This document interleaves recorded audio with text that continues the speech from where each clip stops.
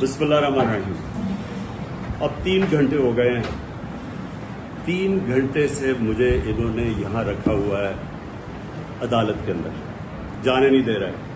कभी कोई बहाना मारते हैं, कभी कोई बहाना मारते हैं।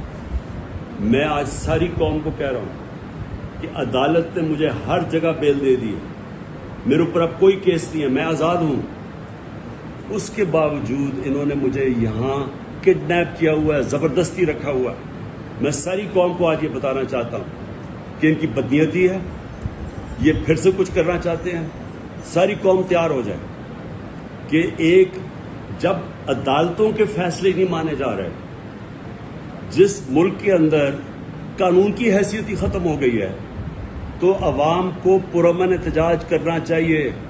नहीं तो हम भेड़ बकरियां बन गए हैं। अब जब आइन की भी कोई परवाह ना हो, जब कानून की भी परवाह ना हो, जो ताकतवर हो जो मर्जी चाहे, कि अदालत ने फैसला कर दिया कि मैं आज़ाद हूं। 3 जजेस ने हाई कोर्ट के फैसला किया है, उसके बावजूद मुझे यहां रोका हुआ इन्होंने पिछले 3 घंटे से। मैं सारी कौम को अभी बता रहा हूं, आप पुरअमन तरीके से एहतजाज के लिए तैयार हो जाए।